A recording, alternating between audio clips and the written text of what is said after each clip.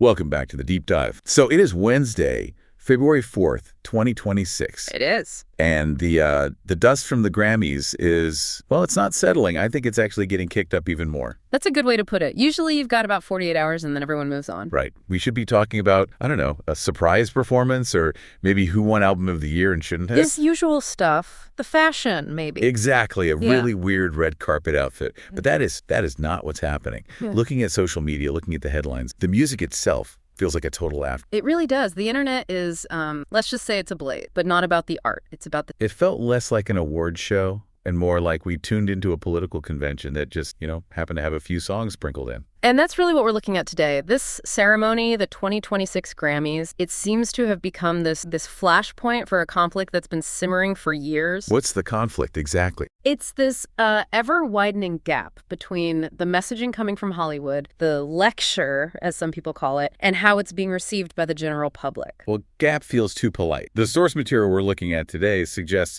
it's more like a violent collision. I think collision is the right word, yeah. People are fed up, and the source we're diving into really captures that anger. It's a transcript from a commentary show, Clownfish. And the title alone tells you everything you need to know about their stance. It's Ricky Gervais tells celebrities to STFU about politics. Again. So, yeah, not exactly hiding their feelings on the matter. Not at all. Yeah. But their argument is that this isn't just random anger. They're saying we've hit a cultural breaking point, that the era of the celebrity lecture is crashing head-on into a wall of just pure audience fatigue. And what's so interesting about their whole framework is that they pin it all on one guy. Ricky Gervais. Ricky Gervais, who we should point out was not at the Grammys. He didn't host. He wasn't nominated. He wasn't even in the building. But according to this commentary, a speech he gave 6 whole years ago is still the key to understanding this entire debate. They call it the Ricky Gervais stand. It's this benchmark against which all other celebrity speeches are now apparent. So that's the plan for today. We're going to use this source to explore why the ghost of the 2020 Golden Globes is haunting the 2026 Grammys. We're also going to get into what the source calls the stolen land paradox, which is all about the controversy around Billie Eilish. And we are going to talk about, I swear I'm not making this up, the annoying orange. We have to. It's the signpost that we've reached peak absurdity. It really is. So, okay, before we get to the talking fruit, let's set the stage. The Gervais context. Why does a 6-year-old monologue still have such a chokehold on this conversation? Well, you have to remember what that moment was like. It's January 2020. The world is, just on the cusp of changing forever, but we don't know it yet. Pre-pandemic. Feels like a century ago. It does. And Ricky Gervais walks out on that Golden Globe stage, beer in hand, and he looks at this room full of the most famous, powerful people on the planet. And everyone's expecting the usual jokes, right?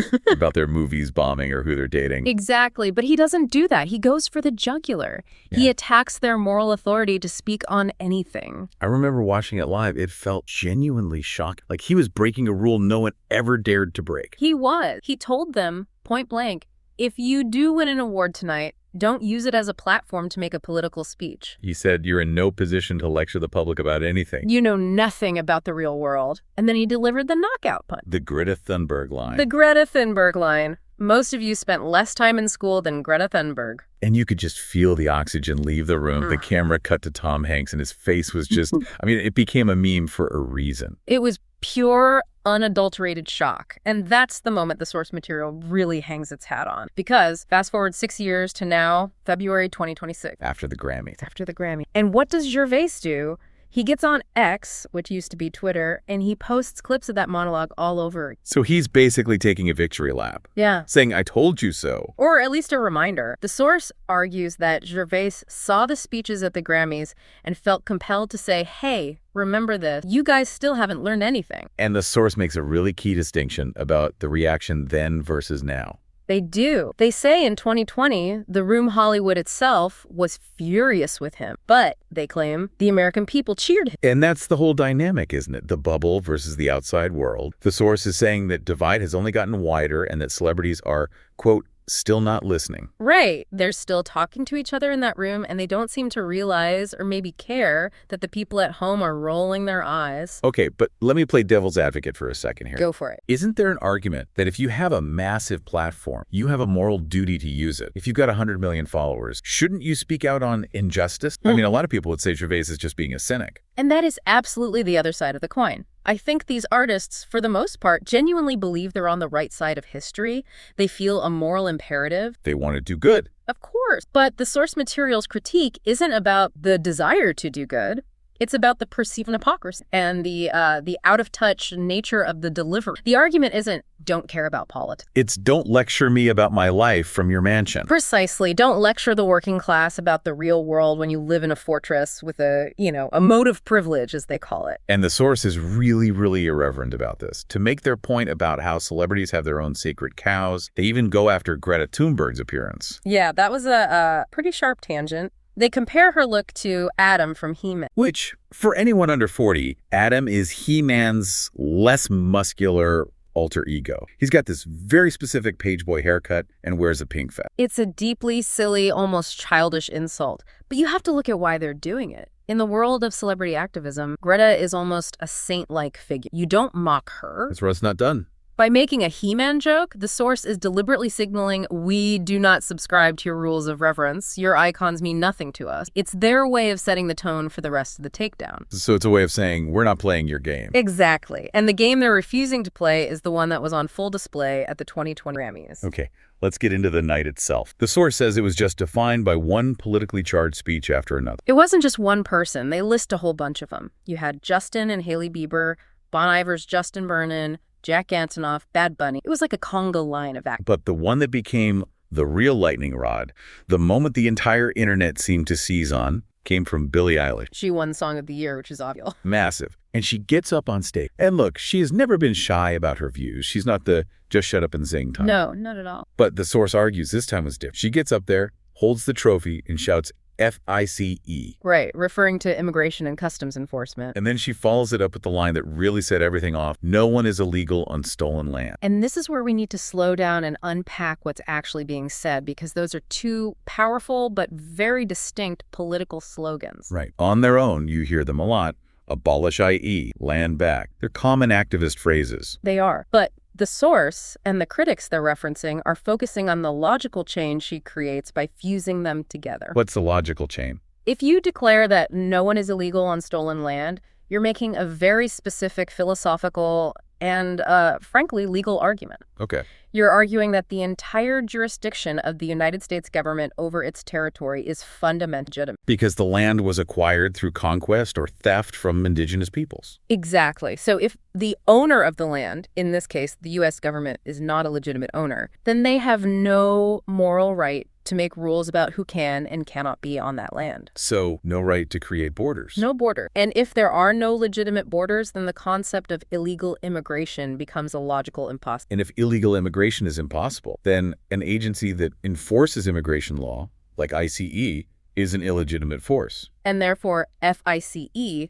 becomes the only logical conclusion of that premise. It's an internally argument. Until you apply that same logic to the person who's making. And this is where the source brings out the knives. This is what they call the put your money where your mouth is backlash. Or the stolen land paradox. Because Billie Eilish, multi-millionaire pop star, Yeah. owns a significant amount of land. A significant amount of what her speech just defined as stolen land. And the source doesn't just make a vague claim. They do what they call a forensic accounting of her assets to make their point. They peg her net worth at around $53 million, which I have to say, I thought it would be higher. The commentators on the source show said the exact same thing. They were like, really? Only 53. They guessed her label, and managers are taking a massive slice of the pie. Still, not exactly chump change. Oh, not at all. It's generational wealth. But the source gets very specific about where that wealth is invested. They point out that at age 17, she purchased a $2.3 million horse in Glendale, California. A horse ranch at 17. Yes. And they also mentioned that her brother and collaborator, Phineas, sold a Malibu beach house back in 2022 for $5.6 million. Okay, so let's walk through the critique here. From the perspective of the source, you have an individual standing on a global stage, holding a gold statue in front of millions of people, declaring that private land ownership in America is illegitimate because the land is stolen. Right. But that same individual holds legally binding deeds that are enforced by that same illegitimate government, which state, no, this specific piece of stolen land belongs exclusively to me. It creates what they describe as a logical crater, a black hole of hypocrisy. If the land is stolen, then her deed is nothing more than a receipt for stolen goods. So the challenge being thrown at her is, if you genuinely believe the words you're saying, You wouldn't just be shouting slogans, you'd be on the phone with a realtor. You'd be giving the land back. That is precisely what the critics cited in the source are demanding. They quote a British journalist, Julia Hartley-Brewer, and a state representative from Utah, and their message simple and direct. Okay, you believe the land is stolen. Give it back. Sign over the deed to your ranch to a local indigenous tribe. Publicly relinquish your claim. But of course, the source notes that hasn't happened. No. Instead, she continues to live in what they describe as a Hollywood Hills fortress, protected by the very system of property rights she's denounced. They use that amazing phrase, the moat of privilege. It paints a very vivid picture, doesn't it? A castle, completely separated from the world of commoners. And speaking of moats, this is where the source goes on that bizarre but hilarious tangent about alligators. Oh, right. The Florida moat. Yeah, one of the commentators jokes that if you had a real moat in Hollywood, it wouldn't have water. It'd just be like a dry ditch. But if you had a moat in Florida, it would be filled with alligators. And then they start talking about this viral video of a man who, jumps into a pond and wrestles an alligator to save his little dog. A King Charles Cavalier, I think. A tiny little thing. It's such a weird aside, but I think I get the subtext. A moat, a wall, a security system. These are all defensive barriers. They're designed to keep the outside world out.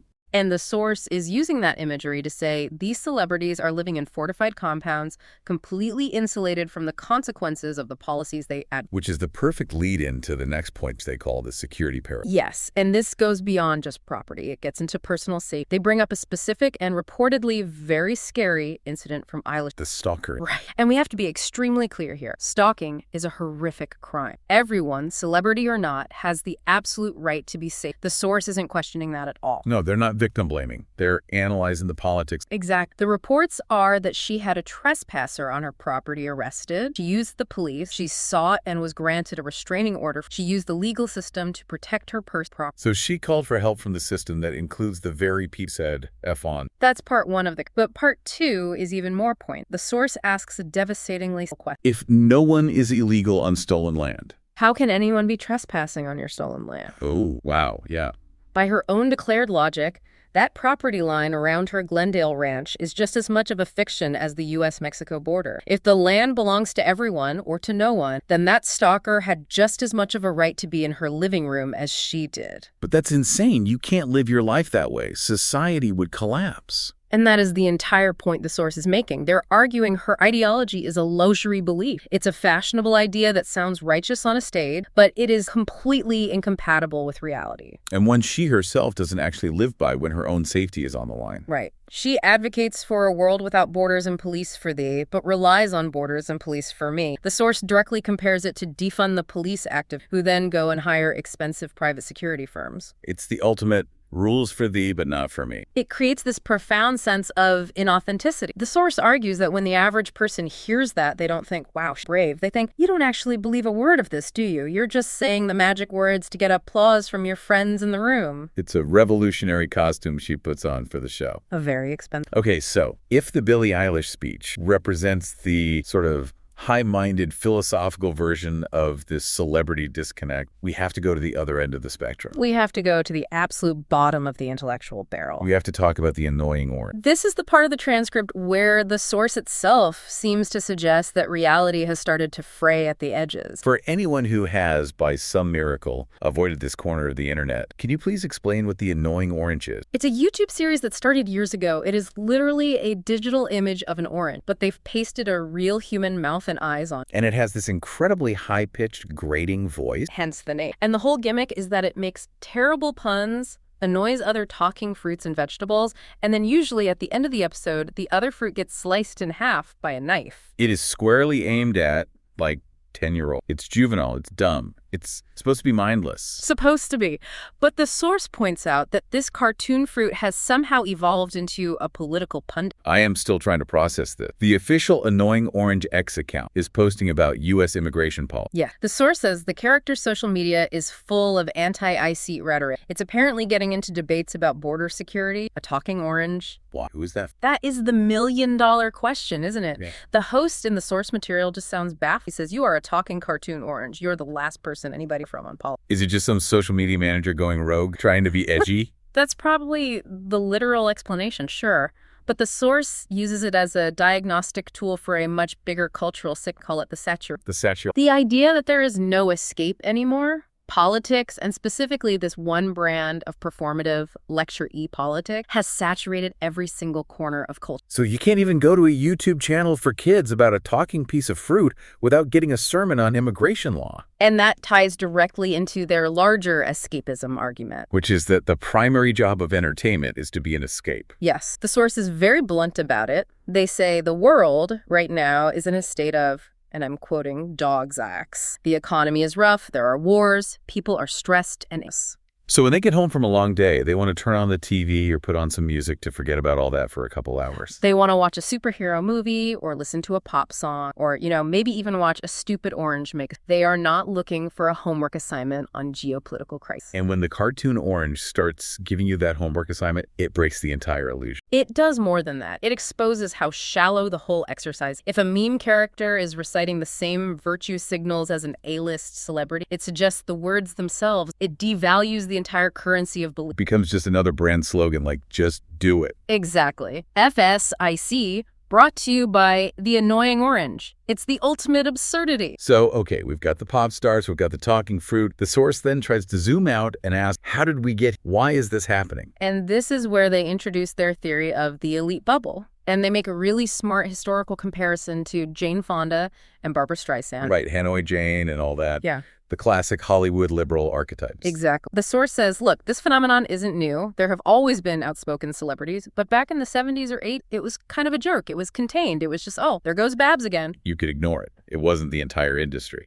But the source argues that today, it's not the exception anymore. It's the default setting for everyone in Hollywood. It's not just a few outspoken stars. It's the expected behavior. To the point where if you don't get up and make a political speech, you're the weird one. You're viewed with suspicion. And to illustrate this, the source uses a fantastic analogy involving the band U2, and specifically the personal evolution of Bono. Oh boy. As a U2 fan, I know exactly where this is going. It's a tough pill to swallow for some, but the argument is compelling. The source says there are basically two U2s. There's early... The Joshua Tree, Rattle and Hum era. Right, young guys from Dublin. They're writing songs like Sunday, Bloody Sunday, about the Troubles, about the political violence and terrorism that was happening literally on their door. It was raw. It was authentic. They had actual skin in the game. That's the key phrase. They had skin in the... But then, the source argues, you have late U2, or maybe Rick. The band becomes one of the biggest in the world. Bono becomes a billionaire, a global philanthropist. He starts wearing the sunglasses indoors, meeting with president. And the source claims he became, in their words, insufferable. Not because he stopped caring, but because he was lecturing the working class from a position of unimaginable wealth and privilege. He had crossed over the moat. He's no longer one of the people in the crowd. He's in the castle, waving down at them. Precisely. And the source's big argument is that today's celebrities are skipping the early U2 phase entirely. They're born as late. They get the fame, they get the money, they build the fortress, and then they pick up the megaphone to start scolding everyone who lives outside the walls. And they bring up a few modern examples to back this up. First on the list is Mark Ruffalo. The Hulk. Yeah, the Hulk. And their criticism of him is that he frequently preaches about the virtues of Marxism and communism on social... Which is a pretty radical stance for a guy who stars in billion-dollar Disney. And the source's critique is very simple. They just say, dude, you're a multimillionaire. The entire premise of Marxism is seizure and redistribution of private wealth. So they're asking, okay, when are you redistributing yours? It's always the same challenge. You first. Show us you mean it. Liquidate your ass. Live on a worker's wage. Till you do, it's just talk. And then there's the example of Giancarlo Esposito, which felt a lot more tense. It did. They referenced an interview where he's apparently advocating for a full-on revolution, talking about overthrowing the system. And the source makes a joke about, the FBI is probably going to be knocking on his door for that kind of talk. Which is a funny line, but then they pivot to a much darker comparison. They bring up Lord Farquaad from the movie Shrek. Ah, yes, the famous line. Some of you may die, but that's a sacrifice I am willing to take. And that right there is the absolute core of the public's resentment. The source argues it is, because when a wealthy, protected celebrity calls for revolution, they will not be the ones on the front lines. They won't be the ones whose businesses are destroyed or whose family members get hurt. They have the private jets to fly away. They have the security teams. They have the horse ranches in Glendale to hide out in. It's the regular people, the fans they claim to be fighting for, who would bear the brunt of that chaos and instability. So the call for revolution is seen as the ultimate act of privilege. It's treated like a movie plot, where the celebrity gets to play the hero and the public are just the expendable extras. The NPCs, the non-player characters who get sacrificed to make the main character look good. There's one more example the source uses that I think really drives home the social pressure element of all this. They talk about Hannah Einbender from the show Hacks. Right. At the 2025 Emmys, she won an award and used her speech to also say FICE and then Free Palestine. And the source compares this whole phenomenon to a classic episode of Seinfeld. The AIDS Walk episode, where Kramer gets pressured to wear a commemorative ribbon. And he doesn't want to. He asks, can't I just support the cause? Do I have to wear the ribbon? And the other characters are horrified. But then he gets confronted on the street by these activists who basically bully him into putting it on. Who doesn't want to wear the ribbon? And the source argues that modern Hollywood has become that street gang. Yes. They argue that every celebrity is now terrified of being Kramer. They're terrified of being the one person who doesn't wear the ribbon, who doesn't say the required slogan. Because if you don't, you're out of the club. You're a pariah. So you end up with what we saw at the Grammy, a parade of people giving functionally identical speeches, not necessarily because they all woke up that morning with a burning passion to defund ICE, but because they have a burning passion to keep their careers. It's not about genuine belief anymore. It's about survival. It's corporate compliance, masterfully disguised as edgy rebellion. Wow. Corporate compliance disguised as rebellion. It really puts a fine point. So where does this all lead? The final section of the source material is titled The Failure of It. And this is their so what. Why should you, the listener, actually care about any of this? And their answer is because the product you're paying for is now broke. The product being movies, music, TV shows, award shows. All of it. They use a great restaurant analogy. If you go to a steakhouse and you order a filet mignon and the waiter brings it to your table. But before he lets you take a bite, he spends 10 minutes lecturing you about the evils of the meat industry and why you should be a vegan. You're probably not going back. Even if the waiter has some good points about veganism, that's not what I paid for. I paid for a steak. You paid for an experience. You paid for escapism. And the source argues people are, and this is a direct quote, sick to death of Hollywood thinking they know better. And they believe we're starting to see the commercial consequence. The whole go woke, go broke idea. They imply it, yeah. They specifically mention Pedro Pascal, an actor who, just a few years ago, was the undisputed daddy of the internet, universally beloved. But the source claimed that even his star has started to fade, that they've gotten tired of the constant political messaging. It's a question of goodwill. You're burning through the goodwill you've built with your audience every time you stop entertaining them to lecture them instead. And the source ends on this point of pure ineffectiveness. Right. They say, look, after all these speeches, after all the ribbons and slogans, has anything actually changed? Is cancer cured? Is the war in Ukraine over? No. The source argues it solves nothing. It's purely an exercise in ego gratification for the celebrity. So in the end, the source concludes that 6 years later, Ricky Gervais was right all along. He was right, and that celebrities are, in his words, doing themselves damage. And perhaps the annoying orange lecturing us about border policy, final undeniable sign shark. It's a pretty damning verdict for the entertainment industry. But I want to go back to one final thing to wrap this up. I'm still stuck on that stolen land paradox. It's the question that hangs over everything. Because if we take these activists at their word, if we assume Billie Eilish is 100% sincere in her beliefs, then we're left with this unresolvable problem. Because she isn't giving up. No. And Mark Ruffalo isn't giving up his millions. What does that mean? Does it mean the words are just empty? That it's all a performance? I think the source would argue, yes, absolutely. It's just a costume, sounds they make to get applause. But I'd like to leave our listeners with a slightly different question about. Okay. If we decide to take these political slogans literally as the source, where does that logic act? If the land is stolen, is your apartment on stolen? Is the grocery? Is the land your public school is built on stolen? Where do you draw the line of ownership and restitution? And if a celebrity truly deeply believed their own rhetoric about stolen land and systemic injustice, what would they do? Would we see a mass liquid Hollywood? I'm guessing not. I think that's a safe bet. And the fact that the moat remains uncrossed might tell us everything we need to know about whether it's a deeply held conviction or just another part of the show. The drawbridge is firmly up. And the guards are at their post. On that note, I think that's all the time we have. Thank you for listening to this deep dive. We'll see you next time.